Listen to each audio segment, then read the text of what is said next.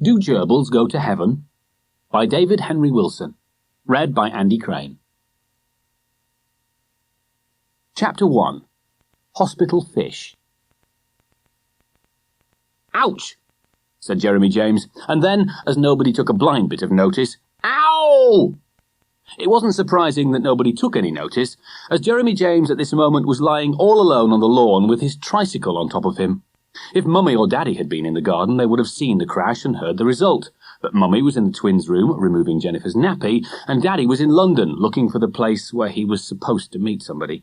Jeremy James could have said 100 ows and ouches, in fact he did say quite a few more, and still nobody would have heard.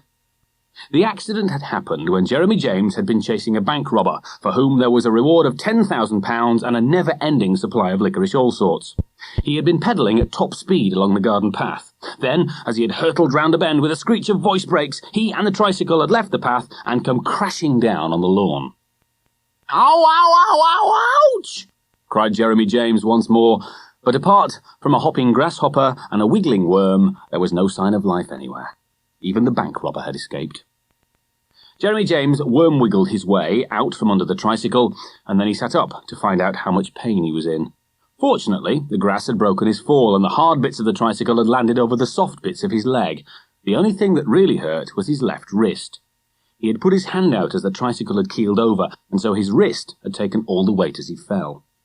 It really was painful. It got more painful as he looked at it. It was a sharp pain, and its sharpness seemed to jump from his wrist straight up into his eyes, because suddenly there were tears dripping down his cheeks. And it didn't stop at his eyes. A fraction of a second later, it had got into his voice as well. Now the sound that came out was less of an ow and an ouch than a wah and a woo. And Jeremy James scrambled to his feet, held his left wrist in his right hand, and wah-wooed his way back to the house. "What's the matter?" asked Mummy, as Jeremy James came wah-wooing into the twins' room. Jeremy James showed her what was the matter, and a very painful matter it was too. His wrist was red, and it had started to get bigger. "Does this hurt?" asked Mummy, poking it with her finger. "Ow, ow!" said Jeremy James. "It's a bit swollen," said Mummy. "You might have broken it." Jeremy James had a quick look. He'd seen broken pencils and broken toys, and all the things that Daddy broke when he was doing repairs, and they always finished up in pieces. His wrist wasn't in pieces. His wrist was still on the end of his arm, next to his hand. "It's not broken, Mummy," he said, between wahs and woos. "It's damaged." Nevertheless, Mummy decided that Jeremy James and his wrist should be seen by a doctor. "Jem cry," said Jennifer, as Mummy finished changing her nappy. "So would you cry if you'd hurt your wrist?" said Mummy. "Jem hurty wrist," laughed Jennifer. "And Jeffer dirty bottom," said Mummy. "Whiffer clean bottom," said Christopher, who was sitting in his cot playing with his big toe. And when everyone had finished commenting on the crying, the hurt wrists and the dirty bottoms, Mummy went downstairs carrying Christopher and Jennifer, while Jeremy James went downstairs carrying his left wrist. Fortunately, Daddy had gone to London by train, because that made it easier for him to find his way, and so the car was ready and waiting outside. Mummy strapped Jeremy James, Christopher and Jennifer into the back, and away they all went to hospital. The entrance to the hospital was a big glass door, which suddenly split into two in order to let them in, and then, when they had gone inside, it closed itself up into one again. If Jeremy James had not been busy holding his wrist, he would certainly have gone back to make the door re-self-open and re-self-close. But instead, he followed Mummy across a large room to a sort of counter, where a grey-haired lady sat writing in a book. "Hello," said the grey-haired lady, looking up. "Hello," said Mummy, looking down. "Lift Jeffer," cried Jennifer. Mummy lifted Christopher and Jennifer onto the counter, and Jennifer smiled at the grey-haired lady, while Christopher looked at her and didn't smile. "Oh, what lovely children," said the grey-haired lady. "Lovey," confirmed Jennifer, smiling even more sweetly. "This is the patient," said Mummy, and the lady looked down at Jeremy James. "Oh dear," she said. "And what have you done, young man?" The young man told her that he'd damaged his wrist, and it was very painful. And Jennifer told the lady that Jem had hurty wrist, and Jeffer had dirty bottom. The lady took down some details, though not about Jennifer's dirty bottom, and then asked Mummy to wait while she told the doctor. There were quite a lot of chairs round the walls of the large room, but only a few people were sitting there. Mummy, Jeremy James and the twins sat near an elderly man with bristles and an elderly woman with a stick. "Hurt yourself, have you?" asked the man. "Yes," said Jeremy James. "I've damaged my wrist. I fell off my tricycle." The man said that his wife had damaged her ankle without falling off her tricycle. She'd fallen downstairs instead, and now she was waiting for the X-ray result. "What's an X-ray?" asked Jeremy James. "It's a picture of your bone to see if it's broke or not," said the man.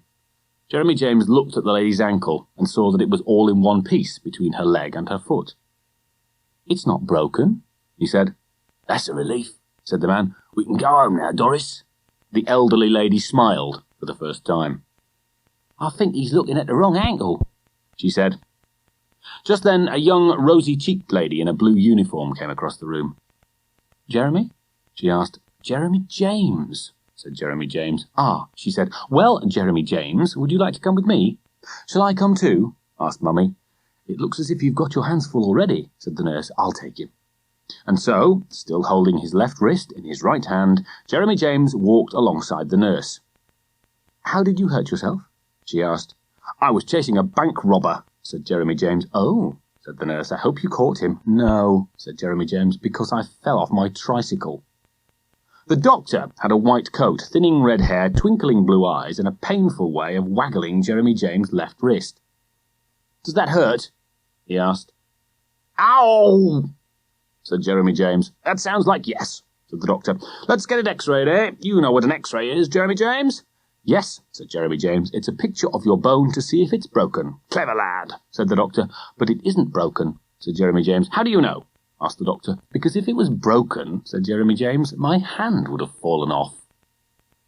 The nurse took Jeremy James along a corridor, round a bend, along another corridor, through some glass doors and down a passage. He saw lots of doors and windows, a wheelchair here, a trolley there, a man on crutches, a woman in a dressing gown, a man in a white coat, and a very interesting fish tank, with fish and bubbles and bits of green. He would have liked to have a closer look at the fish tank, but the nurse was hurrying along, and so he hurried along with her.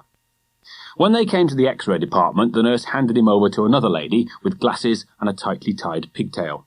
"Yes, I'll look after him," said the pigtailed lady. "Just wait here, Jeremy James, and I'll come for you as soon as I'm ready." She disappeared into a dark room and closed the door. Jeremy James sat on a red chair and looked around. There were 3 other chairs, all empty, a little table with some old magazines, and nothing and nobody else. Jeremy James' thoughts turned to the fish tank. Now that would be interesting. He wouldn't mind waiting for the pigtailed lady at the fish tank, because then he'd have something to look at. Fish, for instance. And after all, the pigtailed lady had said she'd come for him when she was ready, and it wouldn't make any difference to her if he was sitting in a red chair or standing beside a fish tank. Jeremy James gently slid off the chair, taking care not to bump his damaged wrist, and set off up the passage towards the glass doors. On the other side of these were several corridors that went in different directions, but he was pretty sure that the fish tank was along that corridor, and so that was the corridor he took. The fish tank wasn't along that corridor. There were doors, windows, another trolley, a long-haired young man who said hello, a bald-headed man who didn't say hello, and a fat lady with a broom who didn't see him. Maybe the fish tank was along this corridor. No, there didn't seem to be anything at all along this corridor. In fact, this corridor just led to another corridor, but at least there was someone in the other corridor, a black lady, pushing a trolley of tea and sandwiches.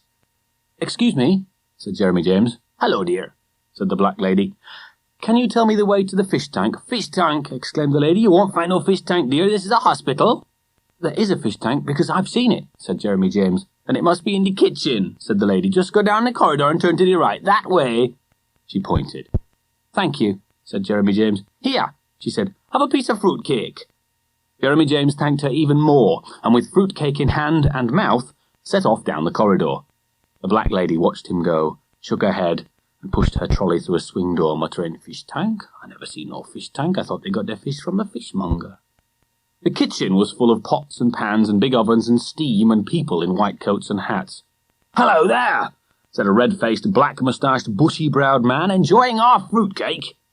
"Yes, thank you," said Jeremy James. "Then have another piece." Jeremy James didn't say no. "Visiting somebody, are you?" "No," said Jeremy James, "I've hurt my wrist." "Didn't think our fruitcake was that heavy," said the man. He and another white-hatted man laughed. "Where's your mother, sonny?" "She's over there," said Jeremy James, vaguely waving his fruitcake-holding hand, "with Christopher and Jennifer." "Ah," said the man. "Can you tell me where the fish tank is?" asked Jeremy James. "What fish tank?" asked the man. "The one with fish in it," said Jeremy James. "Anybody seen a fish tank?" the man called out. "Try the physiotherapy department," said the other white-hatted man, and everybody laughed.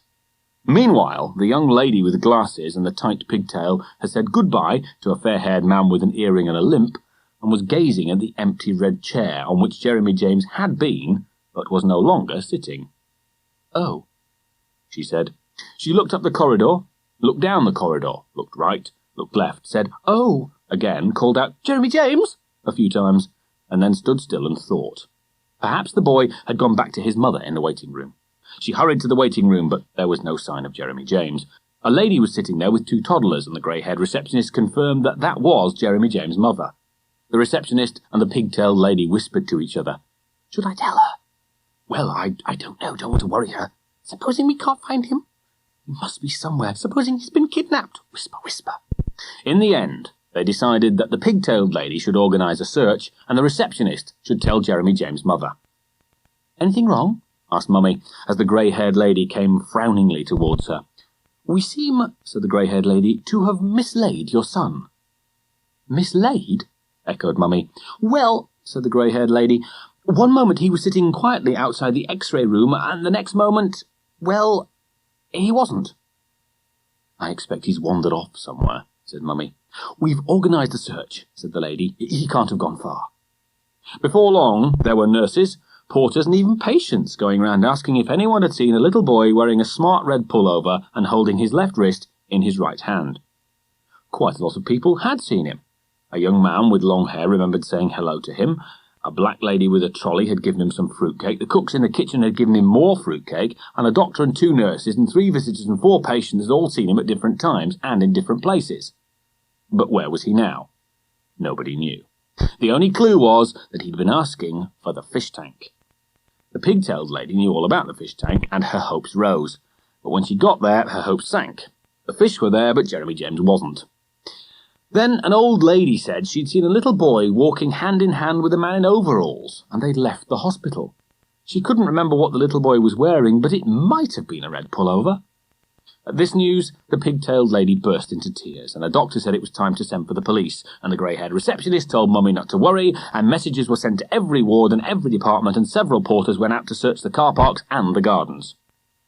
Meanwhile, Jeremy James had wandered through an open double door and found himself in a large, bright room. There were colourful pictures on the walls, 2 tables with toy telephones, a rocking horse with a little girl on it, a tank with a little boy in it, a doll's house, a slide, and more toys and more children.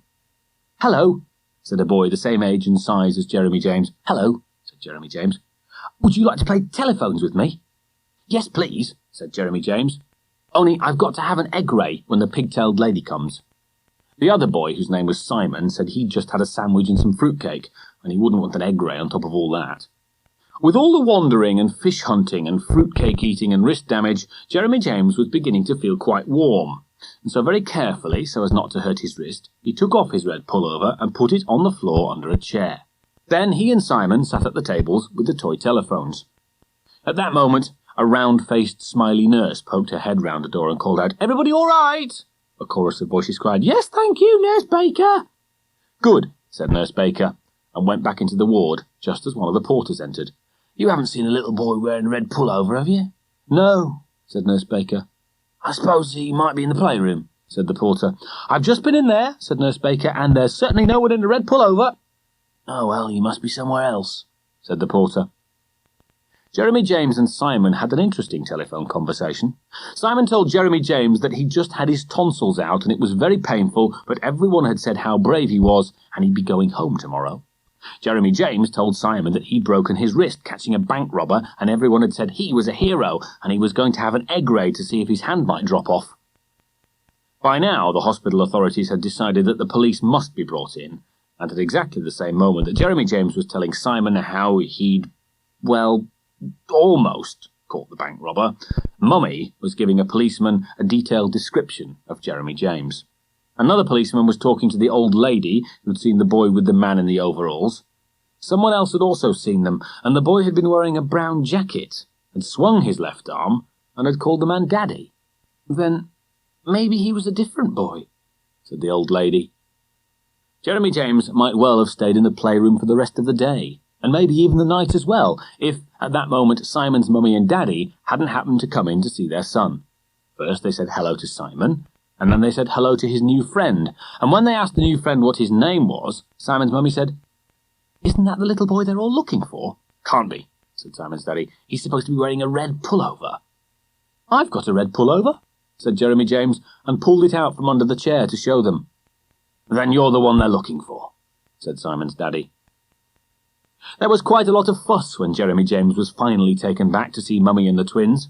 Mummy threw her arms round him as if he'd really caught the bank robber, and the rosy-cheeked nurse and the pig-tailed lady were in tears, the grey-haired receptionist was smiling, 2 doctors and 2 policemen were frowning, and Jennifer was laughing, and Christopher was crying. Jeremy James found it all rather puzzling and told Mummy about the fish tank and the fruitcake and the toy telephones. One of the policemen took notes and murmured as he wrote, "Fish tank, fruitcake, toy telephones. Crime of the century." Eventually the policeman said goodbye, the doctors and nurses went back to work, and Jeremy James walked with his right hand in the hand of the pig-tailed lady all the way to the X-ray room. And when she'd finished taking the X-ray, she held his hand all the way back to the waiting room. It turned out that Jeremy James had been right all along. His wrist wasn't broken. The doctor with the thinning red hair and the now not quite so twinkling blue eyes said that it was just a sprain, and the now extremely rosy-cheeked nurse put a bandage on it. There were more goodbyes, and at last Mummy, Jeremy James and the twins slowly made their way towards the big glass doors that self-opened and self-closed. But before they got there, Jeremy James stopped and looked up at Mummy. "Mummy," he said. "What is it, Jeremy James?" asked Mummy. "Before we leave, please can we see the fish tank?" "No," said Mummy. Jeremy James couldn't understand why Mummy said it so sharply.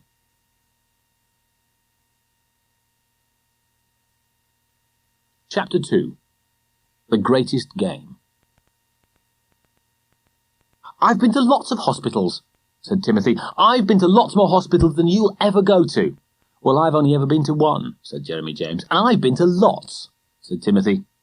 Timothy was the red-haired, freckle-faced boy from the big house next door, and he had not only been everywhere, but he had also done everything and knew everyone. "What's the matter with you, then?" asked Jeremy James. "Nothing's the matter with me," said Timothy. "I'm perfect." "But people only go to hospital if they're ill," said Jeremy James, "like me with my pained wrist." "I've had lots of pained wrists," said Timothy. "You can't have a lot," said Jeremy James, "because you've only got 2 wrists. "I've had lots," said Timothy, "and I've had bigger bandages than that. I've had bandages all over my hand and my arm." They were sitting on the lawn in the back garden, not far from the spot where yesterday Jeremy James had fallen off his tricycle. Timothy had come round to play, and although Jeremy James didn't really want to play with him, Mummy had said he should go out and get some fresh air. Only he mustn't play any rough games like Cowboys and Indians, because he had to be careful not to bump his wrist. "A pained wrist never stopped me from playing Cowboys and Indians," said Timothy. "Well, I had to have an egg ray," said Jeremy James, "to see if my wrist was broken." "It's not an egg ray, it's an X-ray. You don't know anything." "Yes, I do, and I've only had to have one, so it's an egg ray." Timothy pulled his 6-shooter out of his holster and aimed it straight at Jeremy James' head. "I've had lots of X-rays, and I never cried once, and I played Cowboys and Indians straight after." "I didn't cry," said Jeremy James, "except just a bit." "I bet you cried a lot," said Timothy. Bang! A little puff of smoke came from the gun as Timothy fired it. "I only cried a tiny bit," said Jeremy James, "and I didn't cry at all in the hospital." "Anybody can not cry in the hospital," said Timothy, "but I'll bet you cried buckets when you fell off your tricycle, and you should lie down dead because I've just shot you."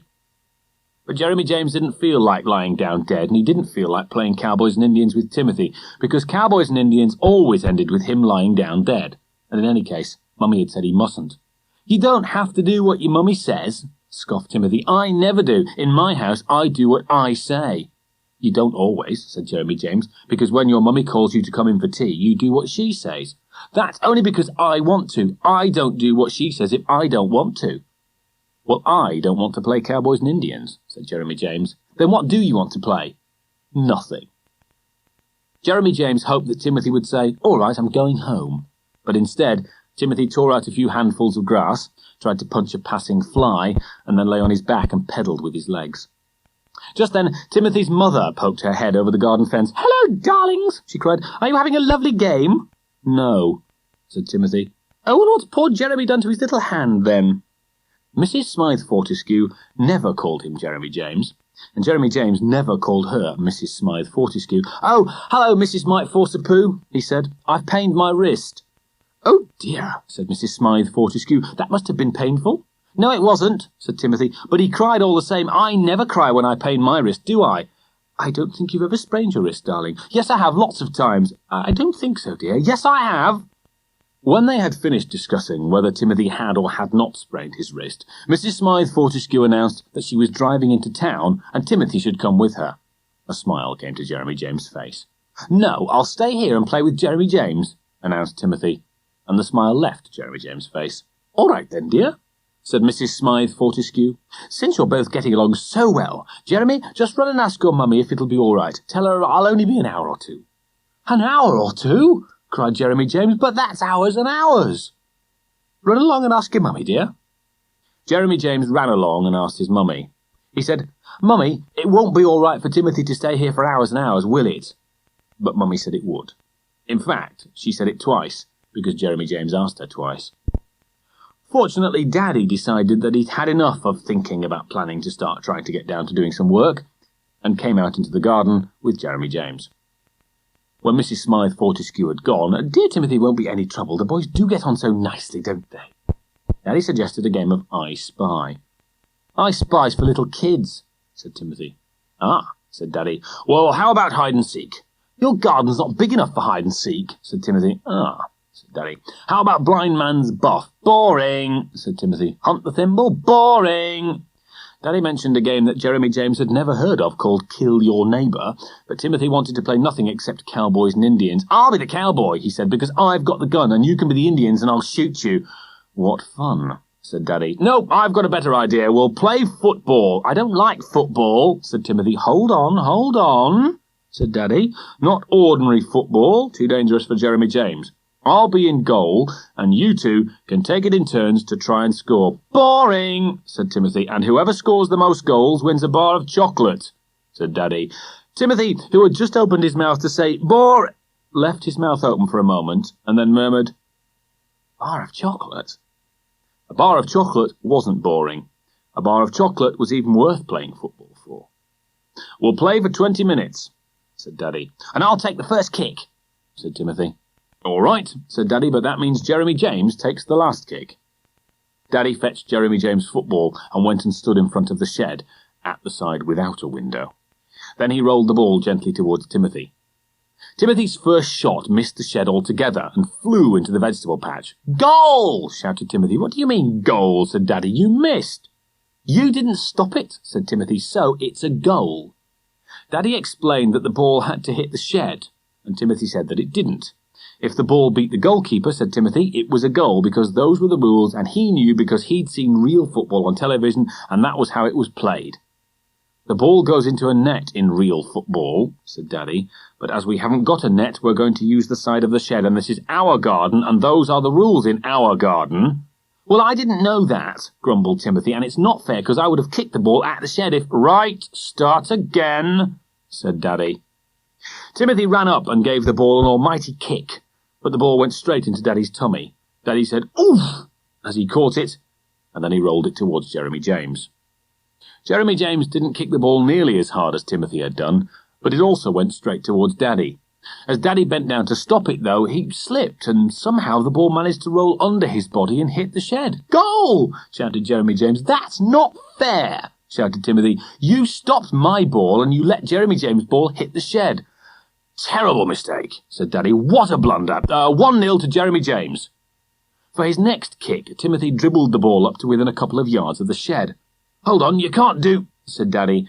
But before he could say what Timothy couldn't do, Timothy showed just what he could do. The ball crashed into the side of the shed like an exploding shell. "1-1, said Timothy.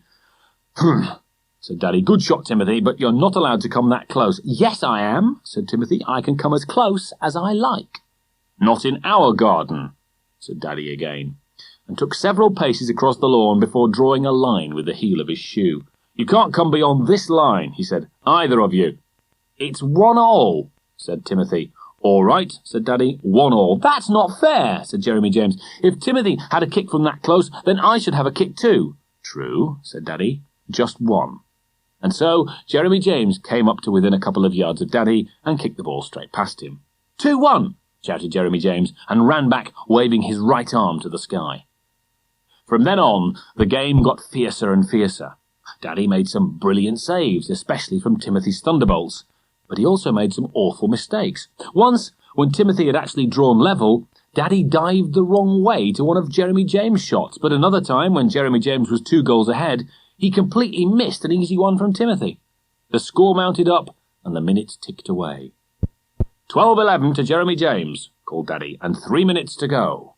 The excitement was now almost too much to bear. The thousands of spectators that weren't watching would have been on their feet, cheering every shot and every save. Timothy's face was as red as a Rover's jersey, and he was running to take his shots as if the World Cup itself were the prize.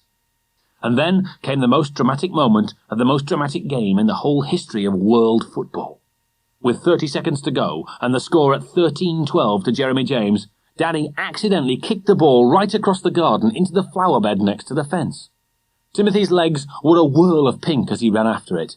Then suddenly his toe made contact with a raised paving slab. The whirl turned into a sprawling dive, and down went Timothy in an untidy heap on the garden path.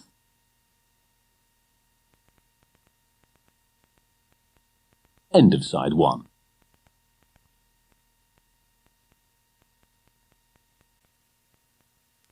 Side 2. Timothy's ouch and ows were just like Jeremy James the previous day, only twice as loud, and the wah-woos that followed were 3 times as loud as that. If the thousands of spectators who were not watching the football had been cheering now, they would not even have heard their own cheers, so loud were Timothy's wah-woos. Daddy ran across the lawn and Jeremy James followed. "Where does it hurt?" asked Daddy. "Wah-oo!" Jeremy James put his hands to his ears as Timothy pointed deafeningly to his left leg. Daddy very gently prized Timothy's hands away from the damaged leg and uncovered a tiny graze, from which came the thinnest trickle of blood. "Wah-oo!" "Is that it?" asked Daddy. Timothy gave an ear-splitting nod. "Well, we'll soon get that seen to," said Daddy, and he picked Timothy up in his arms and carried him towards the house. Mummy had already opened the kitchen door, having noticed that the air outside had been suddenly ripped apart. "What happened?" she asked. "Our hero fell over," said Daddy, and grazed his knee. "Wah!" Mummy fetched some cotton wool and a bowl of water, and while Daddy sat Timothy on his knee, Mummy gently cleaned away the little blob of blood. When she had finished, Mummy stuck a little piece of plaster over the graze. Then slowly the storm subsided, the floods receded, and an uneasy calm settled over the kitchen, disturbed only by the occasional gurgling gulp. "Are you all right now, Timothy?" asked Mummy. Timothy nodded. "Such courage," said Daddy. "See if you can stand up." Very carefully, Timothy put his right leg down on the floor, and then even more carefully lowered his left leg. Finally, he allowed his whole body to follow, and stood quite still between Mummy and Daddy. "Can you walk?" asked Mummy. Timothy very carefully placed his right foot in front of his left and took a step forward. "That's wonderful," said Daddy. "A wonderful step, Timothy. Can you do another one?" Timothy did another one. "Extraordinary talent," said Daddy. All this time, Jeremy James had been watching in silence, waiting to ask a vital question. Now he could wait no longer. "Daddy," he said. "Yes, Jeremy James," said Daddy. "Can I have my bar of chocolate?" The question had a remarkable effect on Timothy. Suddenly, he seemed to forget completely about the terrible injury that had threatened to end his footballing career. "It's not your bar of chocolate," he said. "Yes, it is," said Jeremy James. "We didn't finish the game," said Timothy. "I'm afraid you did," said Daddy. "The final whistle blew while you were stroking the garden path with your knee." "That's not fair," said Timothy. "I should have had another kick." But Daddy said it was fair. The 20 minutes had passed. Jeremy James had won 13-12, and the referee's decision was final. "You're not the referee," said Timothy. "You're the goalkeeper." "But," said Daddy, It's my garden. With that, he handed Jeremy James an unopened, silver-papered, blue-wrapped bar of fruit and nut. "Now why don't you go outside," said Mummy, "and play a nice quiet game together till Timothy's mother gets home." Timothy limped out with a scowl and Jeremy James walked out with a smile and a bar of chocolate. "It's not fair," said Timothy. "I should have won that chocolate." "The only prize you should have won," said Jeremy James, slowly peeling the wrapper, "is a prize for crying." "I wasn't crying," said Timothy, eyes fixed on the brown squares poking out of the silver paper. "I was just shouting a little." "You cried so loud," said Jeremy James, snapping off a square and popping it in his mouth, "that I had to shut my ears." "Ears can't be shut," said Timothy. "And can I have a bit?" "No," said Jeremy James, "because I won it and because you said you didn't cry but you did." Jeremy James broke off another square and Timothy watched it disappear. "If I say I did cry, will you give me a bit?" he asked. Jeremy James thought for a moment. "I'll give you a bit," he said, "if you say you cried a lot." "I cry a lot," mumbled Timothy. "Say it properly," said Jeremy James. "I cried a lot," said Timothy. By the time Timothy had said that he'd cried a lot, cried more than Jeremy James, cried like a baby, lost the football match, was a silly boy and should have his bottom smacked, he and Jeremy James between them had finished the bar of chocolate. Jeremy James reckoned it was the best game he had ever played with Timothy. "Hello, darlings," said a familiar voice over the garden fence. "Mummy's back. Have you had a lovely time together?" "Yes, thank you," said Jeremy James at the same time as Timothy was saying no. "That's good," said Mrs. Smythe Fortescue, "and you're such good boys, I've brought you back a little present." She held her hands out over the fence, and in each hand was a blue-wrapped, silver-papered bar of fruit and nut. "One for each of you," she said. It really had been a very enjoyable afternoon.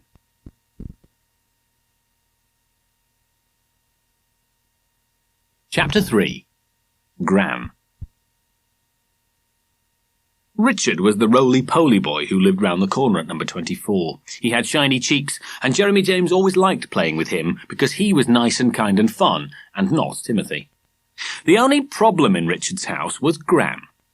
She was very old and tiny and sort of dry, and she sat in the armchair all day sleeping. The only time she didn't sleep was when Richard and Jeremy James wanted to play a game.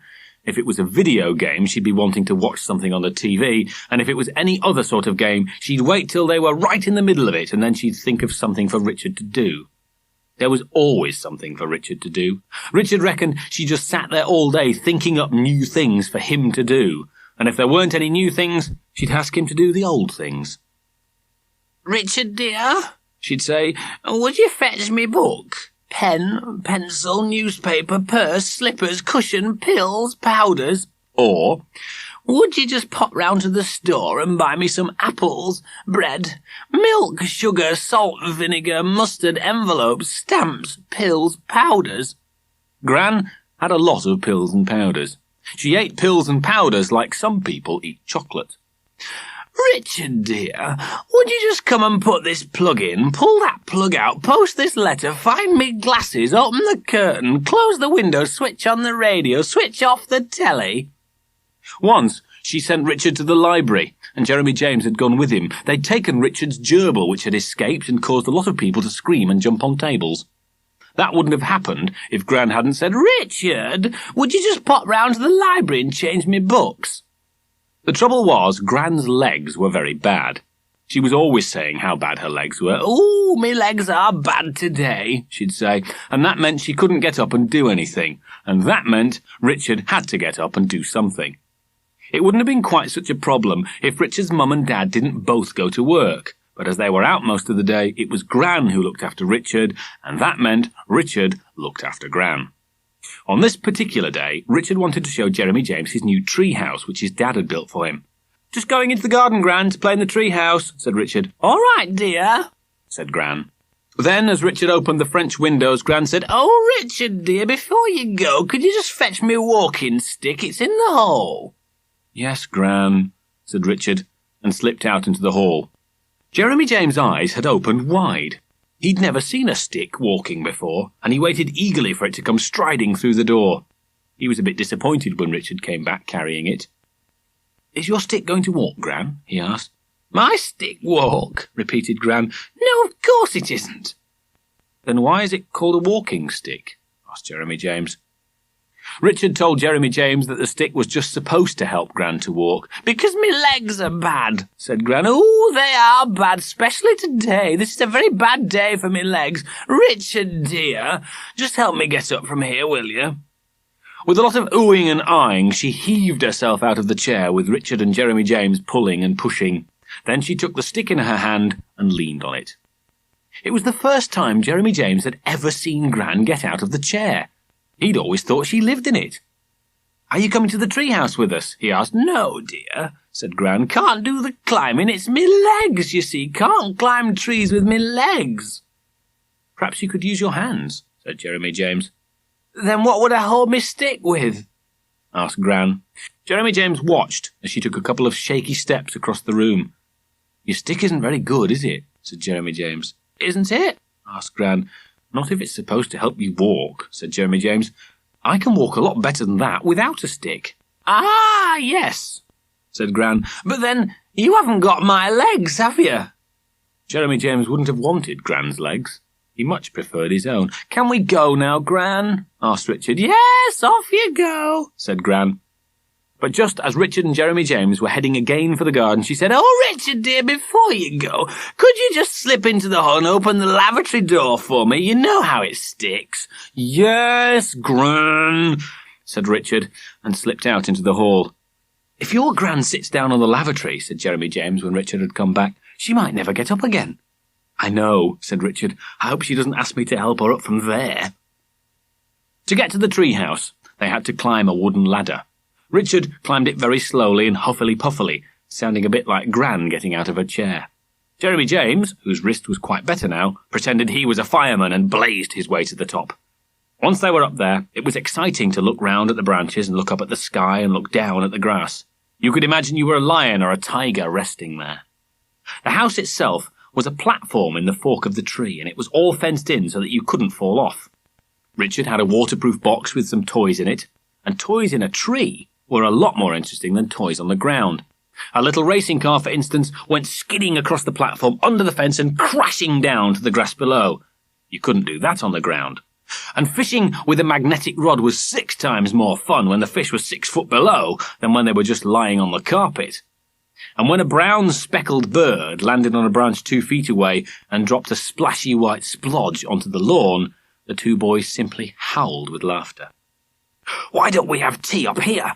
Suggested Richard 2 hours before tea time. Good idea, said Jeremy James, who was ready for tea at any time. Richard's mum had left sandwiches and cakes for them in the kitchen, and so Jeremy James, the fireman, hot-footed it down the ladder. Richard then lowered himself hippopotamously, rung by rung. I hope Gran's asleep, whispered Richard. Let's tiptoe through the living room. But Gran wasn't asleep. Gran wasn't in the living room at all. That's funny, said Richard. I wonder where she is. They didn't have to wander long. Richard! Came a muffled voice. Richard, where are you? I'm here, Gran, cried Richard. Where are you? I'm in the lavatory, dear. I can't get out. Richard and Jeremy James hurried into the hall. The door's jammed, said Gran from inside the lavatory. See if you can open it. Richard tugged the handle, but the door didn't move. Jeremy James again tugged the handle, and again the door didn't move. You'll have to get some help, said Gran. Fetch the fire brigade. Jeremy James didn't think the fire brigade would be much help unless Gran was to start a fire in the lavatory, but it did give him an idea. He himself had once been locked in the bathroom, and Daddy had climbed up a ladder and crawled through the window to rescue him. Is there a window in the lavatory? He asked Richard. Richard said there was, and so the 2 boys went outside to have a look at it. There was quite a big square window which couldn't be opened, but above that was a little one which was open. We can climb through that and rescue Gran, said Jeremy James. I can't climb through that, said Richard. I'd get stuck. Well, I can, said Jeremy James. Where are you? Cried Gran. What are you doing?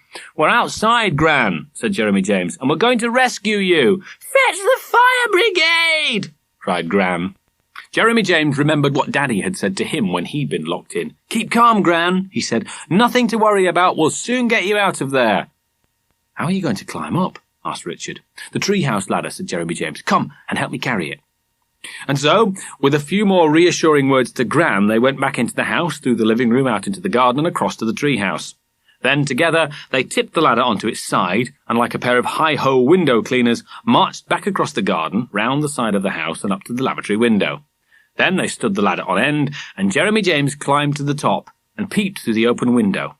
Gran was sitting on the lavatory. "What are you doing?" asked Gran, looking up at Jeremy James, looking down. "What are you doing?" asked Jeremy James. He certainly didn't want to climb through the window if Gran was still doing what she'd gone to do in the first place. "I'm sitting here waiting for the fire brigade," said Gran. "Have you finished doing your number 2? asked Jeremy James. Gran said she'd been in there long enough to finish 150 number 2s, and, as Jeremy James poked his head, shoulders, and arms through the narrow gap, what did he think he was doing?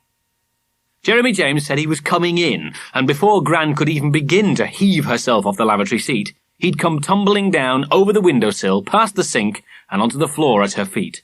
"Ouch!" cried Jeremy James. "Ow, ow, ow!" "Ooh," said Gran. "Ooh!" "I've hurt me wrist," said Jeremy James. "You've hurt me leg," said Gran. "The bad one, the really bad one. Both me legs are bad, but you've hurt the really bad one." Jeremy James picked himself up and felt his left wrist.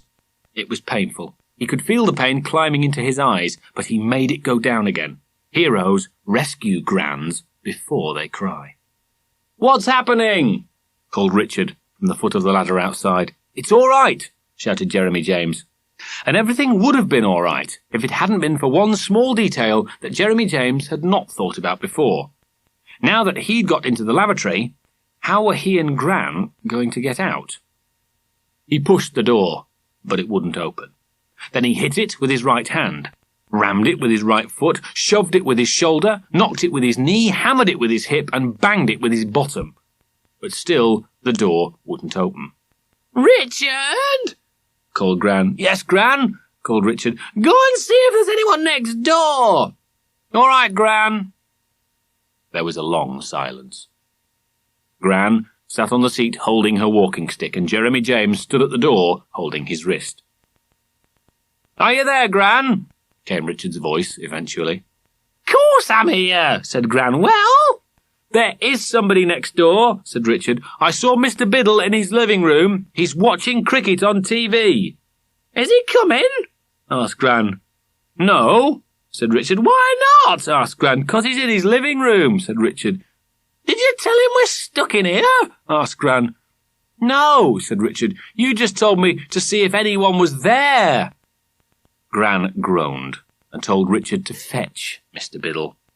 A few minutes later, Mr. Biddle arrived, pulled open the lavatory door. "Ah, it's the sprinkle has its old brock." And Gran and Jeremy James came out into the hall. "Are you all right, Gran?" asked Mr. Biddle. "Yes, thanks very much, Mr. Biddle," said Gran. "I'm all right. It's just me legs, you know." "Are you all right, Jeremy James?" asked Richard. But Jeremy James was not all right. His wrist hurt. A lot. "I think I've pained it," he said, with a screwed-up voice. Mr. Biddle hurried back to his living room. "England need me," he said. Gran went to the kitchen to make herself a cup of tea, and Jeremy James went home to have his wrist seen to. The last thing he heard as he left Richard's house was the voice of Gran. "Richard, dear, would you just get me some milk?"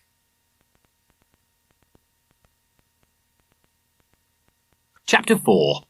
The Parcel.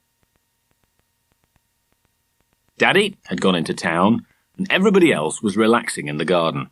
Mummy and the twins were asleep in the shade of the apple tree, and Jeremy James was thinking that it was time for some chocolate. The more Jeremy James thought about his chocolate, the more he needed it. His mouth ached for the bite-chew yumminess of the fruit and nut bar he had put on the top shelf of the fridge. It seemed to be calling him. "Come and get me," it was saying. "I'm so lonely in here. Jeremy James, come and eat me." Jeremy James could ignore the call no longer. Taking care not to disturb Mummy, he padded across the lawn and into the kitchen. There he opened the fridge door and took out the blue-wrapped bar of heavenly delight. He held it tenderly in his bandaged left hand, and with his expert chocolate-breaking right hand was just about to peel and snap when, ding-dong! That was the front doorbell.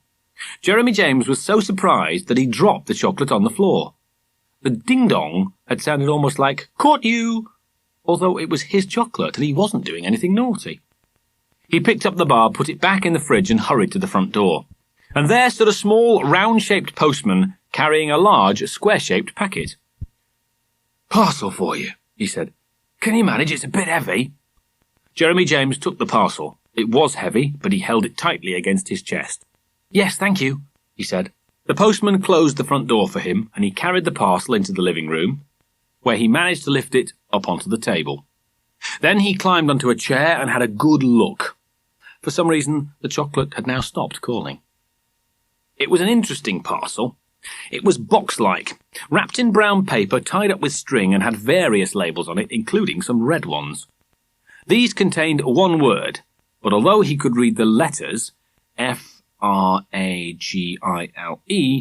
he didn't know the word they spelled. Now, a box like that could hold any number of things.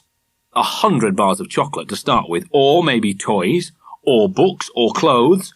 Chocolate and sweets would be best, clothes would be worst. Jeremy James grasped the parcel in both hands and shook it. There was just a slight rattle, but it wasn't a sound you could definitely say belonged to chocolate, toys, or books. On the other hand, clothes wouldn't make any sort of rattle because clothes were soft. Good. A parcel like that really needed to be opened quickly. If it was chocolate, it could easily melt. Now, that would be, as Daddy said once when his football team lost in the last minute, a tragedy. Jeremy James climbed down from the chair and ran out into the garden to the apple tree. Mummy was still fast asleep. "Jem," said Jennifer, climbing to her feet in the playpen and smiling broadly. "Play with Jeffer?" "I'm busy," said Jeremy James. "There's a parcel, a very important parcel." He looked at Mummy, hoping she'd heard, but she hadn't. "Parcel?" said Jennifer. "'Portant parcel?" "It's got to be opened," said Jeremy James, "before it melts." But still Mummy remained stubbornly asleep. "Melts?" said Jennifer. "Chocolate." Like her elder brother, Jennifer was an expert on this subject. "That's right," said Jeremy James. Christopher now scrambled to his feet.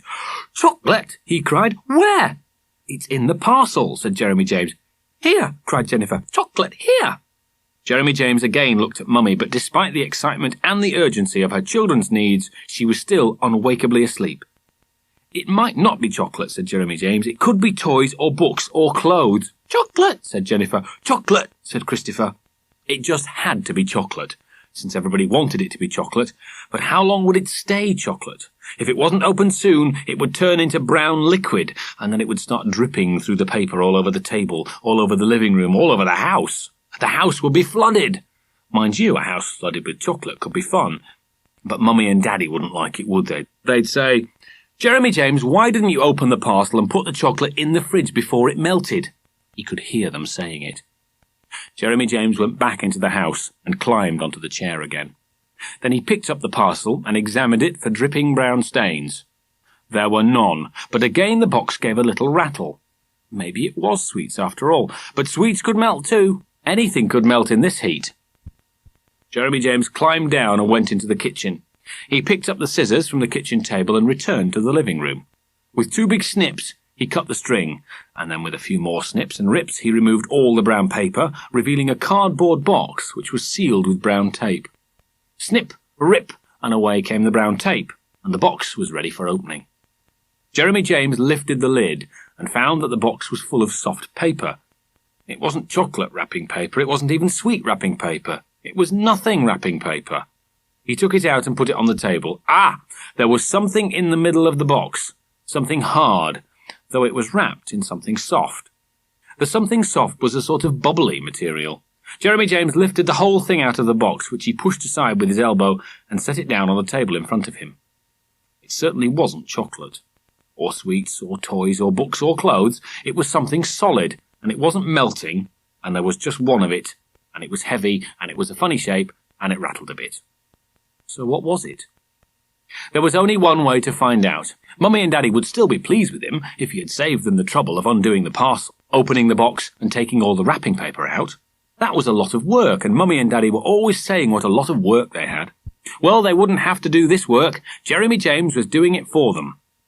With a few more snips, he cut away the bubbly material and came to a piece of gold-coloured metal. The metal was loosely attached to some glass, and as the rest of the bubbly material fell away, there lay the mystery object. A sort of pear-shaped lump of glass with a rattly piece of metal on it.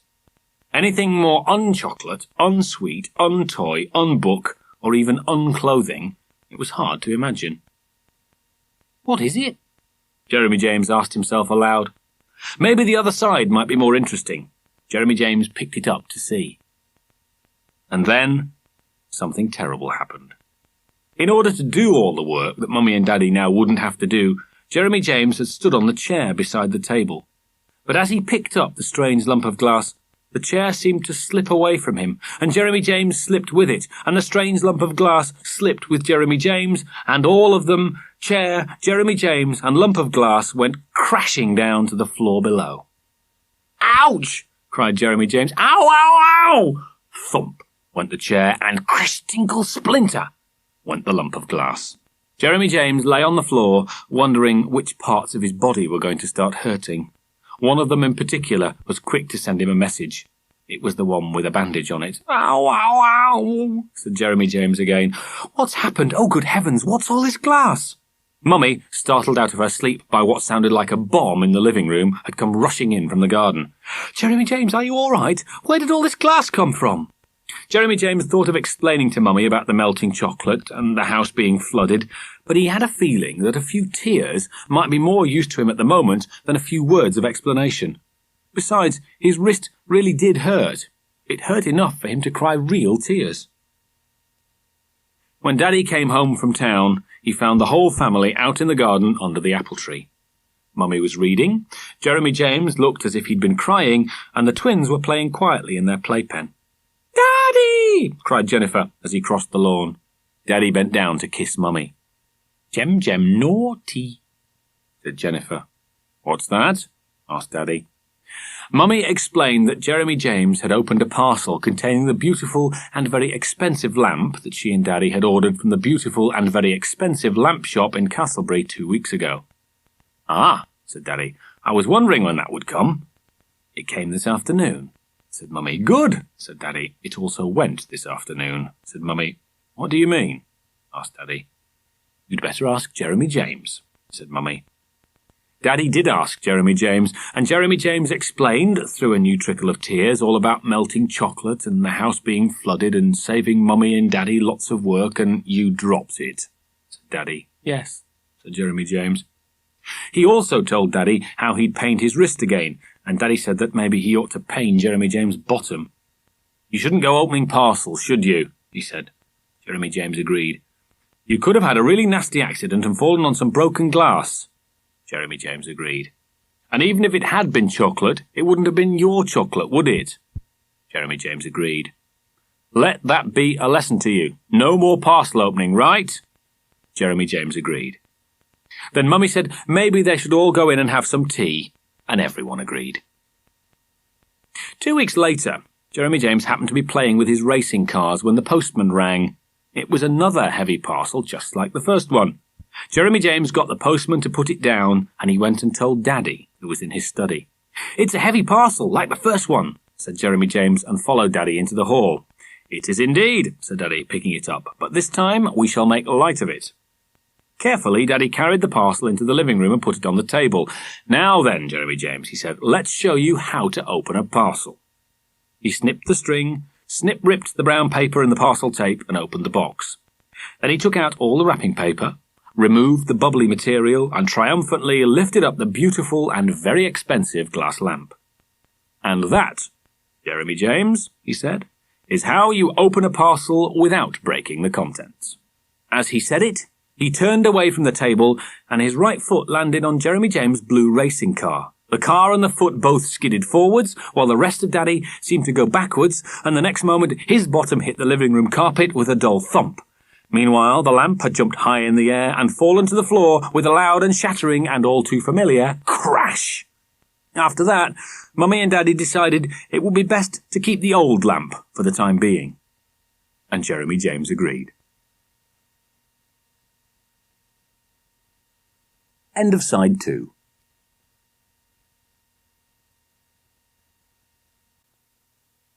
Side 3.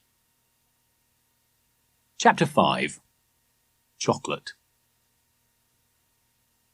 "You're eating far too many sweets," said Mummy. "It's sweets and chocolate and cakes and ice cream all day long."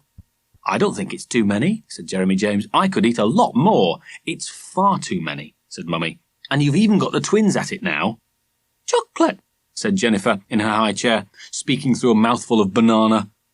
"Chocolate," said Christopher, losing a mouthful of banana from his high chair. "There you are," said Mummy. "Chocolate, chocolate, nothing but chocolate." "Yes, please," said Jennifer. The family were at the table, and just because Jeremy James hadn't been hungry for vegetable lasagna, Mummy had started to talk about sweets. It was true that Jeremy James had had a few sweets this morning, and a couple of squares of chocolate. Well, half a bar, actually, but it was only the half bar left over from the bar he'd started the previous night, and you should never leave things once you've started them. But that wasn't the reason for his not being hungry for vegetable lasagna. He didn't like vegetable lasagna. Or at least, he didn't like vegetable lasagna as much as he liked chocolate. "At this rate," said Mummy, "you'll have no teeth by the time you're 20. Jeremy James frowned. "Why won't I have any teeth?" he asked. "They'll have rotted away," said Mummy. "Remember what Mr. Pullum told you about the tooth dragon?" Mr. Pullum was the dentist who'd killed a tooth dragon in Jeremy James' mouth. "Tooth dragons like sweet things," said Mummy. "That's what he told you." "But Daddy eats chocolate," said Jeremy James. "Chocolate," said Jennifer. "Chocolate," said Christopher. "Daddy doesn't eat as much as you," said Mummy. "And anyway, Daddy's giving it up." Jeremy James looked wide-eyed at Daddy, and Daddy looked down at the tablecloth and nodded, a little sadly. "It's true," he said. "The supreme sacrifice. No more chocolate." "Chocolate," cried Jennifer. "Chocolate," cried Christopher. "What about sweets?" asked Jeremy James. "Sweets," cried Jennifer. "Sweets," cried Christopher. "Sweets as well," said Daddy. "From now on, Jeremy James, we're going to eat nothing but healthy things, like fresh fruit and vegetables. Then we'll both grow up to be big and strong, like your mother."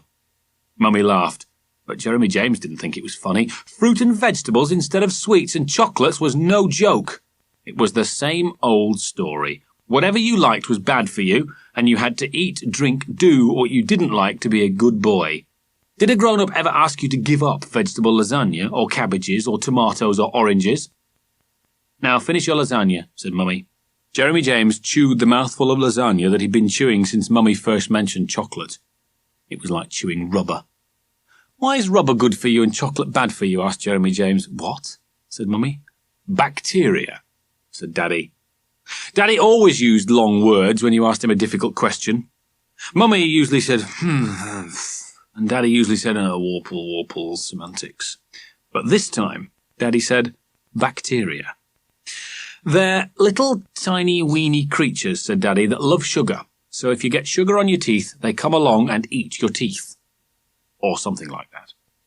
"Well, if I kept my mouth closed," said Jeremy James, "they wouldn't be able to get in, would they?" "If you kept your mouth closed," said Daddy, "the chocolate wouldn't be able to get in either." "Chocolate," squealed Jennifer. "Chocolate," squealed Christopher. "I could put the chocolate in very quickly," said Jeremy James. "Not quickly enough," said Daddy. "Besides, for all you know, the bacteria could be in the chocolate." Jeremy James thought for a moment. "If they're in the chocolate," he said, "why haven't they eaten it themselves?" "It's all a matter of warple semantics," said Daddy. Jeremy James reckoned it was all a matter of grown-ups not knowing what was good for little boys. And when afters turned out to be fresh fruit salad without ice cream, he knew that this would never again be home sweet home. During the weeks that followed, the family ate nothing but healthy food. That meant fruit, vegetables, fish, vegetables, fruit, salad, fruit, vegetables, wholemeal bread, vegetables, fruit, plain yogurt, and fruit and vegetables. One day, Mummy announced that she had lost 10 pounds. Jeremy James immediately offered to find it for her, but it turned out she meant weight and not money, and she was pleased with herself. "It's all done by eating the right things," she said. "Have I lost weight too, Mummy?" asked Jeremy James. "I hope not," said Mummy. "We don't want you to get thinner." "I am getting thinner," said Jeremy James, "so maybe I should eat some wrong things and—" But Mummy soon proved that Jeremy James was not getting thinner. She made him stand on the bathroom scales, and he was 2 pounds heavier than when he'd last stood on them. For some reason, this proved that healthy food was good for Mummy because she'd lost weight, and good for Jeremy James because he gained weight. Jeremy James did suggest that maybe he'd gain even more weight if he ate wrong things, but Mummy just said, humph, and they went downstairs again. 2 days later, Jeremy James developed a sore throat. It was only slightly sore, but Mummy had a look and thought the throat was rather red, so she made an appointment for Jeremy James to see Dr. Bassett. "I'll take him," said Daddy. "I could do with an outing, might freshen me up a bit." Jeremy James had seen Dr. Bassett before, when he'd been taken ill with licorice all sorts flu. Dr. Bassett was the tallest man in the world, and even when he sat down, he was tall enough to be standing up. "Hello, John. Hello, Jeremy James," he said when they entered the surgery. "Don't tell me, let me guess. It's all sorts-itis." "Well, no, it's not, actually," said Daddy. "He's got a bit of a sore throat." "Ah," said Dr. Bassett. "Swallowed the packet as well, did he? Come here, Jeremy James, and let's have a look." He got Jeremy James to open his mouth, and then he shone a little torch inside. "Well now, old chap," he said, "what you've got there is a touch of tonsillitis. Bit of inflammation, nothing serious. I'll give you some antibiotics." Jeremy James didn't know what tonsillitis or inflammation were, but he knew what he hoped antibiotics were. "Are they like licorice all sorts?" he asked. "What?" asked Dr. Bassett. "Antibiotics," said Jeremy James. "Afraid not," said Dr. Bassett. "They're just pills to make your throat better. You've got some bacteria in there, so we'll try to kill them off, right?" Jeremy James' eyes opened wide. "Bacteria?" he cried. Dr. Bassett looked surprised. "You know what they are?" he asked. "They're tiny things that like sugar," said Jeremy James. "Clever lad," said Dr. Bassett. "But I haven't had any sugar," said Jeremy James, "because I haven't had any sweets. I've only had fruit and vegetables and fish and yogurt and brown bread." Dr. Bassett explained that bacteria were all over the place, and not just in sugar. Jeremy James asked if they were in vegetable lasagna. "Could be," said Dr. Bassett. "Who knows where the little devils hide themselves?" Jeremy James found this very interesting, and he would have liked to ask some more questions. But what happened next was even more interesting. What happened next was the most interesting thing to have happened in all the weeks of sweetlessness. Dr. Bassett began to write on a piece of paper, and as he did so, he asked Daddy how he was. "I'm fine, Robert, thanks," said Daddy, "except that I seem to get very tired these days." "So do I, John," said Dr. Bassett. "So do I, especially in the afternoons. Find myself nodding off in the middle of a diagnosis." "You know what I do?" Daddy shook his head. Dr. Bassett reached out and opened a drawer from which, with a little flourish of his hand, he produced a bar of chocolate. "A few squares of this," he said, "and I can write 10 prescriptions a minute." "Chocolate!" cried Jeremy James. Jennifer and Christopher would also have cried "chocolate" if they'd been there. "Just ups the blood sugar," said Dr. Bassett. "Here, have a piece." Daddy and Jeremy James each took the piece that was offered to them, and as their lips closed and their teeth sank into the firm square of taste-bud-tingling delight, a look of exquisite pleasure spread across their faces. "Mmm," said Daddy. "Mmm," said Jeremy James. "It's just ordinary chocolate," said Dr. Bassett. "It may be ordinary to you," said Daddy, "but it's a feast for us, eh, Jeremy James?" "Mmm," said Jeremy James. There was a long family discussion that evening. Jeremy James told Mummy all about the bacteria, Daddy told Mummy all about the blood sugar, and Mummy told Daddy and Jeremy James all about healthy food. Again. "What's needed here," said Daddy, "is compromise." "What's needed here," said Jeremy James, "is chocolate." "Chocolate," said Jennifer. "Chocolate," said Christopher. It turned out, though, that by compromise Daddy actually meant chocolate. And sweets, and ice cream, and cakes, but not too many. That was the important thing. They could be eaten in small quantities, and Jeremy James must ask Mummy first. Daddy didn't have to ask Mummy first, and Mummy didn't have to ask anybody, because she wasn't going to eat sweet things anyway. And the twins would only have what Mummy gave them. Daddy said that was fair, Jeremy James said that was fairly fair, and the twins said, "Chocolate." The next day, Mummy announced a special treat for lunch.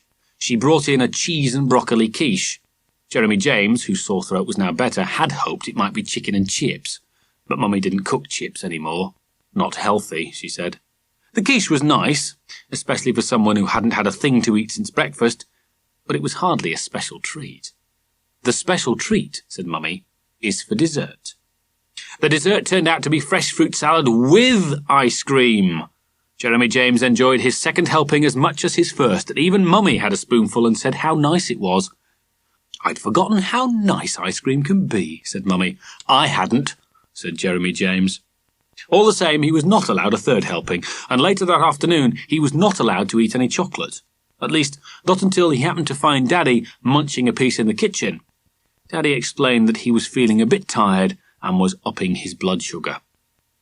I'm tired too, said Jeremy James. Daddy grinned, broke off a square, and he and Jeremy James untied themselves together.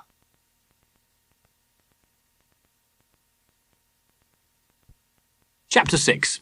The Fortune Teller. There was a fun fair on Cannon Green.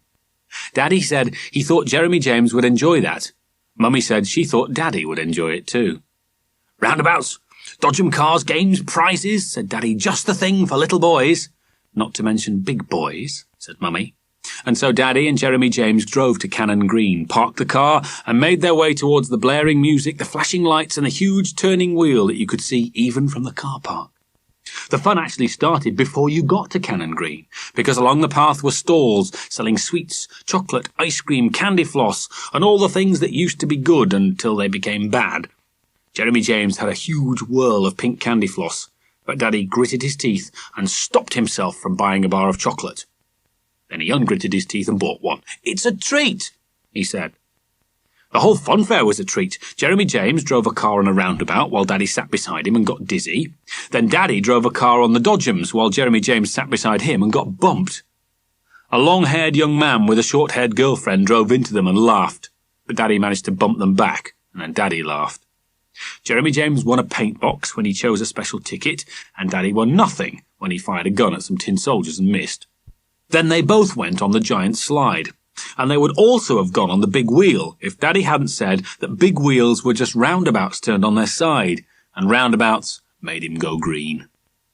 Instead, Daddy tried to win a Red Indian kit for Jeremy James by throwing darts at some playing cards. Unfortunately, he missed as many cards with the darts as he'd missed soldiers with the gun. If you was the Red Indians throwing tomahawks, said the man in the booth, they'd have to evacuate the camp. There were so many things to see and so many things to do and so many people and so much noise that Jeremy James' head was buzzing. He didn't mind the buzz, though, because it was exciting, but Daddy must have had a less exciting buzz because he wanted to find somewhere a bit quieter. All this oom-pra crash tarara is giving me a headache, he shouted. Is that why you missed with the darts, Daddy? Shouted Jeremy James. Well, said Daddy. They made their way towards a corner of Cannon Green, where there seemed to be fewer people and less tararara, and it was there that Daddy spotted a caravan with a notice outside. Madame Clairvoyant, Fortune Teller. Underneath these words was a picture of a very beautiful gypsy girl. Would you like to have your fortune told? Asked Daddy. Does that mean she'll tell me how much money I've got? Asked Jeremy James. No, said Daddy. It means she'll tell you your future. It seemed to Jeremy James that if his future was connected to a fortune, it would certainly be a good idea to see the gypsy. And so he and Daddy climbed the 2 steps and stood before the open red curtain, peering into the darkness. Come in, me dears, said a crackled old voice, and they went in. On the other side of the curtain sat a little old lady dressed in colourful gypsy clothes. We've come to see Madame Clairvoyant, said Daddy. Then you've come to the right place, said the lady. Fortunes for both of you? Yes, please. That'll be £3 then, dearie. Fortunes for you too, said Daddy. Isn't it half price for children? No, it ain't, said the lady. Children ought to be double price, 'cause they've got twice as much future. That's true, said Daddy, and then paid £3. This way, then, said the old lady, closing the red curtain, and she led them at a hobble into the depths of the caravan. There were curtains over all the windows, but in the dim light, Jeremy James could see a lot of masks, plants, and ornaments on the walls. There was also a strange smell, as if something sweet was burning. The noise from outside seemed a long way away now, and the new quietness was somehow heavy. It wasn't frightening, but it wasn't pleasant either. He was glad that he had hold of Daddy's hand. The old lady led them to a table with a glass ball and some cards on it. "Shoo!" she said, and a black cat jumped off the chair behind the table and disappeared into the shadows. "Now then," said the old lady, sitting down in its place, "which of you's going to be first?" "Just a minute," said Daddy, as he and Jeremy James sat on the two chairs facing her. "We want to see Madame Clairvoyante." "You are seeing her," said the old lady. "You're not the lady in the picture," said Jeremy James. "Oh, yes, I am," said the old lady. "That's what the future can do to you." Said Daddy. "Well, don't you think you ought to change the photo?" "What you come for?" asked the old lady. "To see a pretty face or have your fortune told? Who's first, then?" "Jeremy James," said Daddy. "Crystal, cards, or hand?" Jeremy James looked at Daddy. "Do you want the lady to see your future in the glass, in the cards, or in your hand?" asked Daddy. Since Jeremy James couldn't see much future in his hand or in the cards, he chose the glass ball. Madame Claire then made some airy movements with her hand over the ball and mumbled some words that sounded very like warble semantics. "Aha!" she said. Aha, yes, right. I see. A fine young man, tall, good-looking." "Where?" asked Jeremy James. "In me crystal ball," answered Madame Claire. Jeremy James stood up to have a closer look. "I can't see anyone," he said. "That's 'cause you haven't got the power," said Madame Claire. "You have to have special powers to see into the future. Now, this tall and handsome young man, he's got an unusual name. Jemmy." "Jeremy James," said Jeremy James. "Is that you? Well, I never. Special powers, see? How did I know your name?" "Daddy said it." "Oh, well, I'm sure I never heard. Now, stop interrupting." Once again, Madame Claire passed her hands over the crystal ball, screwed up her wrinkles into a frown of concentration, and gazed intently into the future. "You're going to be very tall and very handsome." "Will I be taller than Timothy?" asked Jeremy James. "Who's Timothy?" "The boy next door." "Oh, you mean the Timothy next door? Yes, he's short compared to you, ugly, dark hair." "Timothy's got red hair." "That's right, dark red. But I'm looking at you now, and I see a big house with a big garden." "We've only got a small house with a small garden," said Jeremy James. "You must be looking at Timothy's house." "It's your future house, my dear," said Madame Claire. Jeremy James looked into the crystal ball like a boy looking for a missing licorice allsort, but still he could see nothing. "I see you writing," said Madame Claire. "Yes, letters, exams, cheques, books." "Daddy writes books," said Jeremy James. "Does he?" said Madame Claire. "Well, that's it then. You're going to write books and be rich and famous." Jeremy James smiled up at Daddy, and Daddy smiled down at Jeremy James. Next, Madame Claire announced that according to the latest Crystal News Bulletin, Jeremy James would have a beautiful fair-haired wife and 5 beautiful children, 3 boys and 2 girls, and would live till the ripe old age of 85. "And if this don't happen like I say, Jeremy James, you can come back here and I'll give you your money back." It was now Daddy's turn, and he told Madame Claire to read his future in his hand. She very quickly discovered that he was an author and lived with his family in a small house with a small garden. "Let's see now," she said. "Other children. I'm trying to see if you've got other children." "Christopher and Jennifer," said Jeremy James. "That's right," said Madame Claire. "A boy and a girl. They're older than Jeremy James." "No, they're not," said Jeremy James. "Younger, I mean," said Madame Claire. "And Jeremy James is older than them. Is that right?"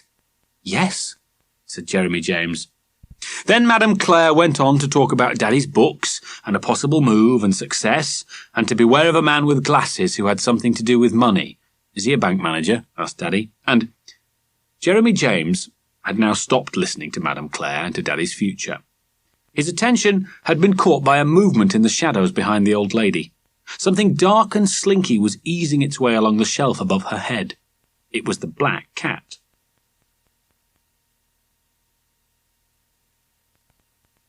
End of side 3.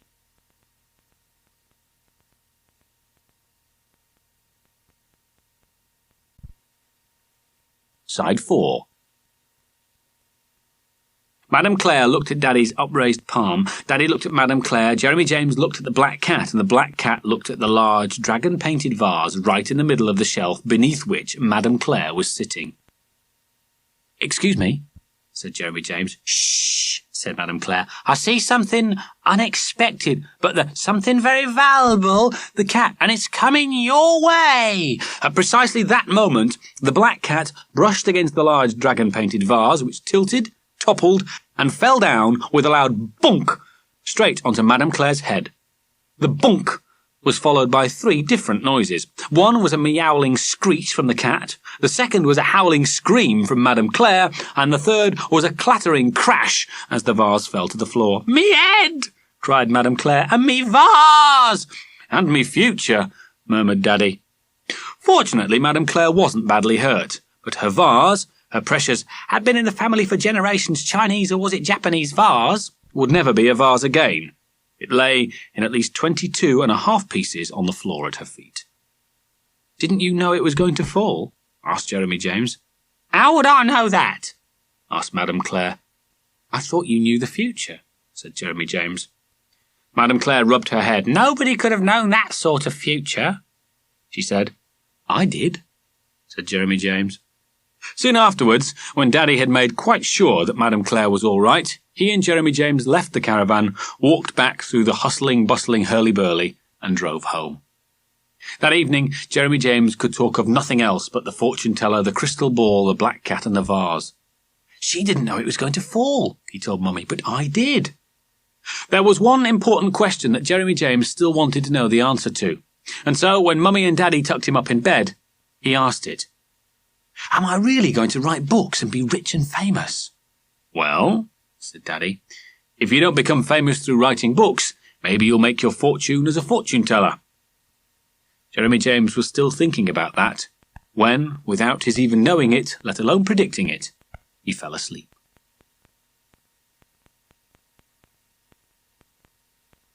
Chapter 7. Heaven.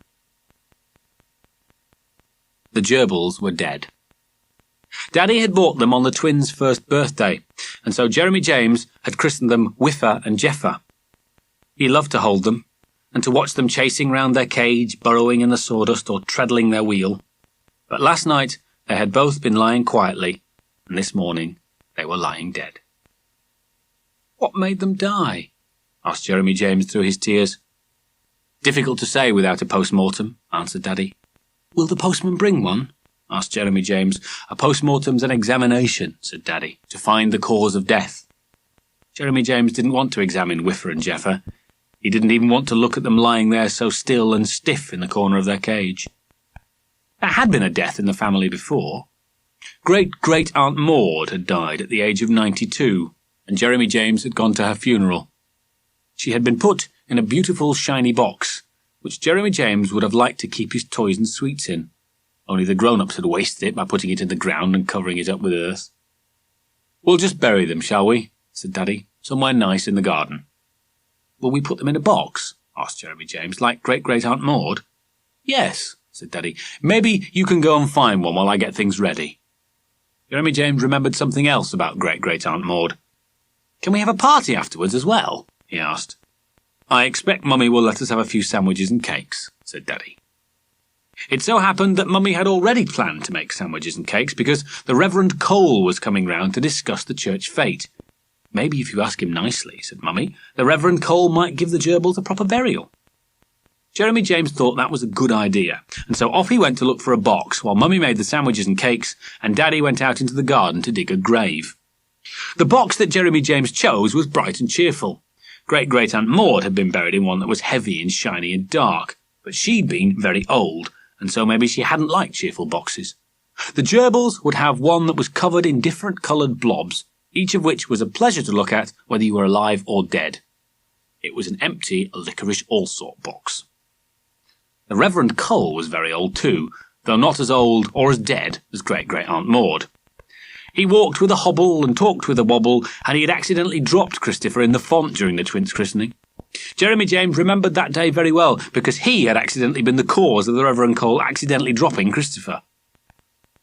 "Never heard of dead marbles," said the Reverend Cole. "Not marbles," said Jeremy James. "Gerbils." "Ah," said the Reverend Cole. "Where are they then?" "Here," said Jeremy James, holding out the licorice all-sort box. "Thank you," said the Reverend Cole. "My favourite sweets." He took the box, opened the lid, and found himself looking at Whiffer and Jeffer. "Ugh!" he cried, and promptly dropped the box on the floor. Whiffer and Jeffer fell out onto the carpet, while the Reverend Cole did a sort of hobble jump backwards, bumped straight into the coffee table, and knocked off the teapot that Mummy had just put there. "Ugh!" cried the Reverend Cole again, as hot tea splashed over his leg and foot. Then he hobble-hopped to an armchair and hobble-slumped into it. "Oh dear," said Mummy, "I'm ever so sorry." She fetched a couple of cloths, and while she wiped the Reverend Cole's shoe and trouser leg, Daddy mopped up the tea from the carpet. Meanwhile, Whiffer and Jeffer lay next to the licorice all-sort box, and Jeremy James stood looking at them, with tears dropping out of his eyes. Eventually, Daddy put them back in their box. Mummy made some more tea, and the Reverend Cole patted Jeremy James on the head. "No harm done," he said. "Just a drop of spilt tea, no need to cry." Jeremy James hadn't been crying because of the spilt tea. But with Whiffer and Jeffer now safely back in their box, he stopped crying, and the Reverend Cole congratulated himself on his handling of the situation. Daddy had dug a little grave under the apple tree, and very solemnly everyone trooped out into the garden. Mummy was holding Christopher, Daddy was holding Jennifer, Jeremy James was holding the box, and the Reverend Cole held forth. "O death," he said, "where is thy sting? O grave, where is thy victory? O Jeremy James, where is thy box?" Jeremy James stepped forward with the box. "Just put it in the, grave, will you?" Jeremy James put the box in the grave. "Forasmuch as the souls of these, Gerbils, here departed, are in the care of Almighty God," said the Reverend Cole, "we therefore commit their bodies to the ground, earth to earth, ashes to ashes, dust to dust, in sure and certain, possible hope of eternal life, through our Lord Jesus Christ." Beside the grave was a little pile of earth, which Daddy now pushed over the box until it was completely covered. Then the family went back into the house, and Mummy produced the sandwiches and cakes that were such an important part of any funeral. "Will the Gerbils be in heaven now?" Jeremy James asked the Reverend Cole through a mouthful of fruitcake. "Ah," said the Reverend Cole through a mouthful of salmon sandwich, "that's a very good question." Since he showed no sign of answering it, Jeremy James asked him again. "Many people do believe that animals have souls," he said, "and if they do, then I'm sure the Gerbils will be in heaven." "What's a soul?" asked Jeremy James. "It's the part of you that never dies," said the Reverend Cole. "It's your soul that goes to heaven." "Have I got one?" asked Jeremy James. "Certainly," said the Reverend Cole. "Where is it?" asked Jeremy James. "Somewhere inside you," said the Reverend Cole. Jeremy James would have liked to ask a lot more questions about his soul, but Mummy and the Reverend Cole had to talk about the fate, and so Jeremy James turned his thoughts to fruitcake instead. That night, Jeremy James couldn't get to sleep. He was thinking about the Gerbils, and heaven, and his soul. He had asked Mummy and Daddy where his soul was, but their answer had been just as vague as the Reverend Cole's. Mummy and wobble. Daddy. He'd also asked them where heaven was. Mummy thought it might be somewhere beyond the stars, and Daddy thought it was the football ground after a home win. The problem for Jeremy James was that if Reverend Cole was right, and the soul was inside you, it would have to get out and find its way to heaven. How could it do that if it didn't know, or if you didn't know where heaven was? Daddy, for instance, couldn't even find his way around London, so how would he get to heaven? "I expect someone comes to guide you," Mummy had said. And that was keeping Jeremy James awake. Nobody had come to guide the Gerbils. They'd simply been lying in their cage, and then they'd been put in the licorice all-sort box and buried under the apple tree. He would have seen if anyone had come to guide them. Great-Great-Aunt Maud had been buried on a Saturday, Jeremy James remembered that very well because Daddy had wanted to go to a football match, and on their way home they'd had to drive through the crowd. But she hadn't died on the Saturday, she'd died before. So why hadn't she been buried on the day she died? The answer was obvious. You had to wait till the guide had come before you put the body in the box and buried it. But the Gerbils had been buried on the day they died, and now their souls would be trying to get out of the box and out of the ground before the guide came, because otherwise he'd never find them, would go away, and they would never get to heaven. Jeremy James reached for his torch, climbed out of bed, put on his slippers and opened the bedroom door. The whole house was dark and silent. Everyone was asleep. Jeremy James crept downstairs, unbolted the kitchen door and made his way across the lawn to the apple tree. The following morning, when she looked out of the kitchen window, Mummy was surprised to see a brightly coloured box lying under the apple tree. She knew at once what it was, and when she went out to take a closer look, she found the lid open and the two gerbils inside, just as dead as ever. She hastily closed the lid, put the box back in its hole and covered it up. "I suppose it must have been a dog," she said to Daddy when he came downstairs. "I shouldn't think a dog would have left them lying there," said Daddy. But neither of them could think of a better explanation, and they agreed not to tell Jeremy James because they didn't want to upset him. Jeremy James didn't wake up till quite late that morning, but as soon as he went downstairs, he wanted to go and look at the Gerbils' grave. "A good thing you spotted it," said Daddy to Mummy when Jeremy James had gone. "Imagine what he'd have felt if he'd seen them lying there." When Jeremy James returned, there was a big smile on his face. "You're looking very pleased with yourself," said Daddy. And Jeremy James was pleased with himself. He knew that the guide had come in the night and taken the Gerbils and the licorice allsort box to heaven. But he decided not to tell Mummy and Daddy. They didn't know enough about souls or about heaven to really understand.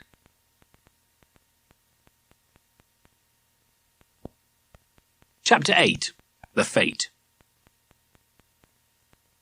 The church fete was on Saturday.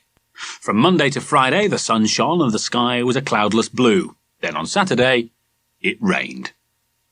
"Would you believe it?" said Mummy. "Yes," said Daddy. "But the weather forecast was for sunshine," said Mummy. "Then we should have known it would rain," said Daddy. Mummy had spent all Friday evening baking cakes to sell to people who hadn't heard that cakes were bad for them. "I don't know what we're going to do with all these cakes if we don't sell them," she said. Jeremy James knew what he would do with them, given half the chance, and he was sure Daddy and the twins would help him. He even offered to start straight away, but Mummy said, "We'll wait and see," which meant no. Daddy carried the cakes through the wind and rain and loaded them into the car. "They're all turned into bath buns," he said, while Jeremy James and the twins were wrapped up in their hooded anoraks.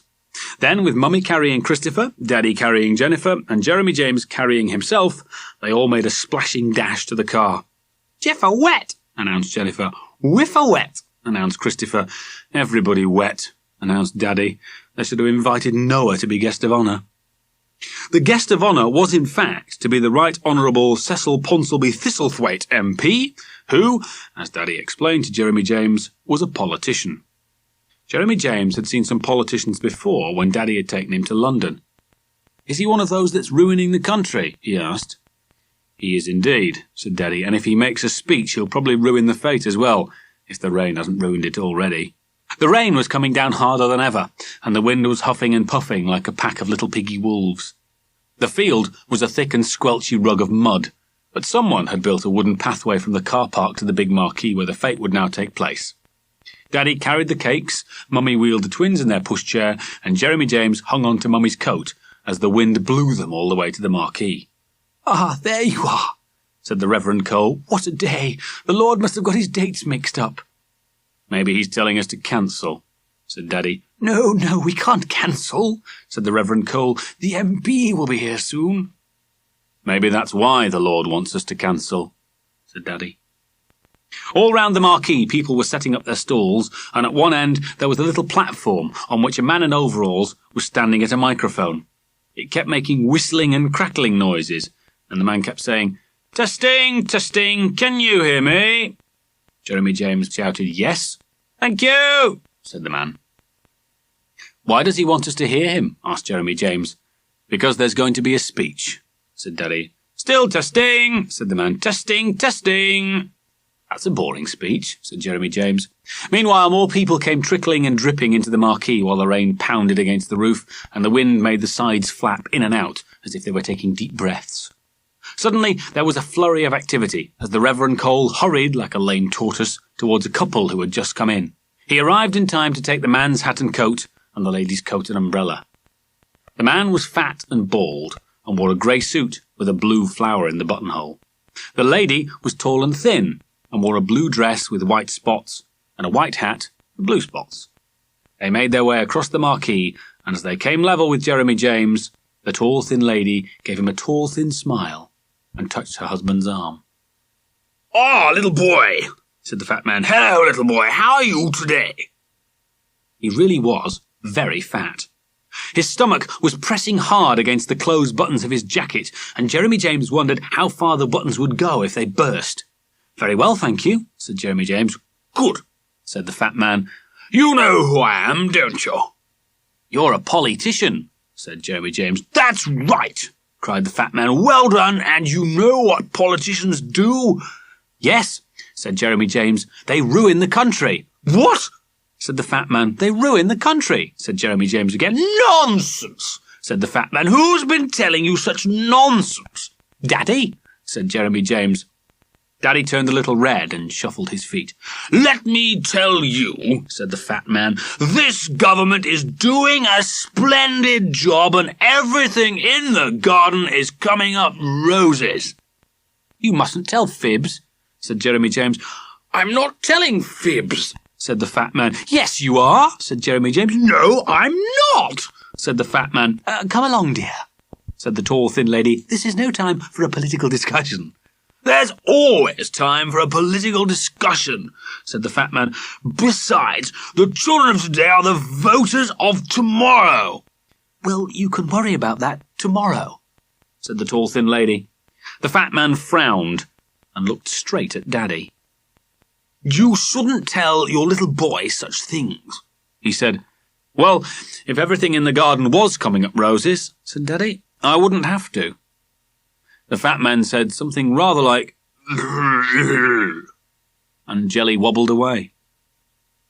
"He does tell fibs, doesn't he, Daddy?" asked Jeremy James. "He certainly does," said Daddy.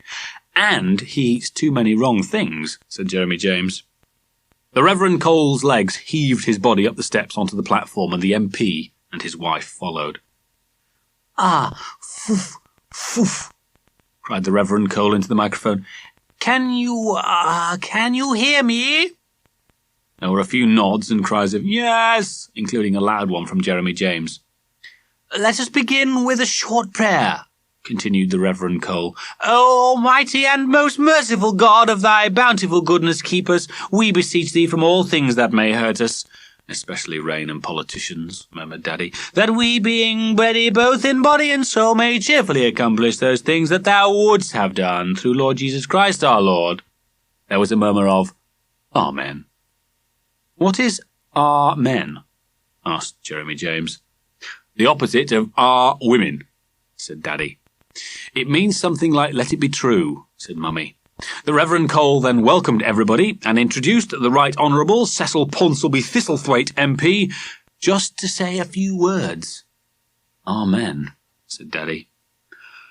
"Lovely to see you all," said the fat man. "In spite of this dreadful weather, please don't blame the government for that. Ha, ha, ha, ha."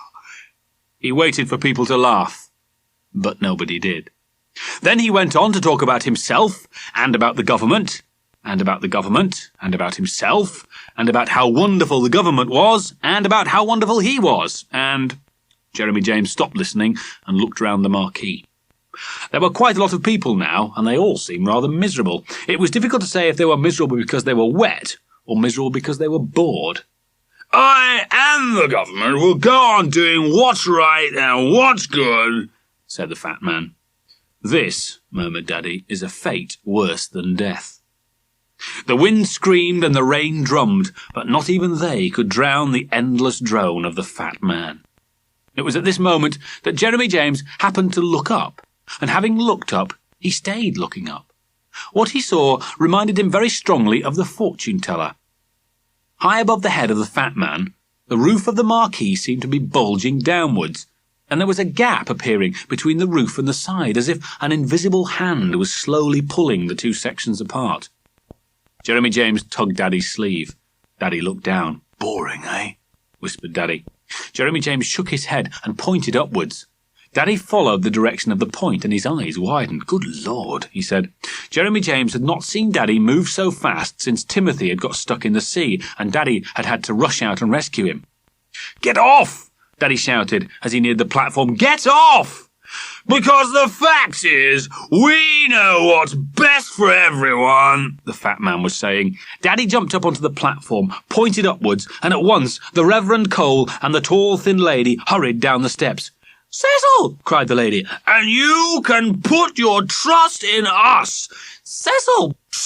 "I'm talking, dear. And get that wretched man away from me. Damned opposition agitators everywhere.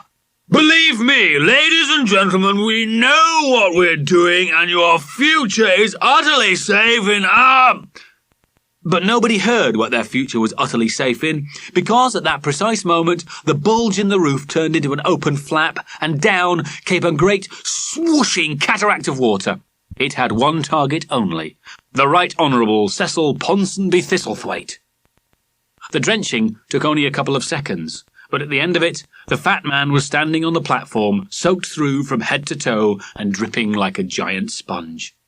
At once, some kind souls hurried to help him, and he was led away, gasping and spluttering. "Thank you so much for saving me," the tall, thin lady said to Daddy. "It wasn't me," said Daddy. "It was Jeremy James who spotted it." The lady came across to Jeremy James. "I understand it was you who spotted the danger," she said. "Yes," said Jeremy James. "You are a very smart young man," said the lady, "and I want to thank you." With that, she reached into her purse and pulled out a £5 note. Jeremy James' eyes went as wide as the flap in the roof, and he gasped almost as loud as the fat man had done. £5? he cried. "Thank you very much." "When you grow up," said the lady, with the thinnest of thin smiles, "I think I might well be voting for you." Then she hurried away to be with her husband. Next, it was the Reverend Cole who wanted to say thank you. "Actually," he said to Daddy, "when you were shouting, 'Get off,' I thought you were trying to stop him talking." "It was a temptation," said Daddy, "but as things turned out, he stopped talking anyway, didn't he?" "Ah," said the Reverend Cole, "God moves in mysterious ways his wonders to perform." Then the Reverend Cole thanked Jeremy James for spotting the danger and put his hand in his pocket. Jeremy James began to go wide-eyed again, but instead of a £5 note, out came a handkerchief. "Well done, Jeremy James," he said, wiping his nose. "You'll get your reward in heaven." The church fete really was ruined by the weather, and after the accident with the roof, most people wanted to leave the Marquee as quickly as possible anyway. The guest of honour had wanted to leave it even more quickly than possible and was not seen again that afternoon. But although the occasion had been such a disaster, everyone agreed that it had also been quite memorable. Certainly Mummy and Daddy were not the only people who were still laughing when they got home. As for Jeremy James, he thought the fete had been a great success, and to prove it, he had a £5 note and as many cakes as he could eat.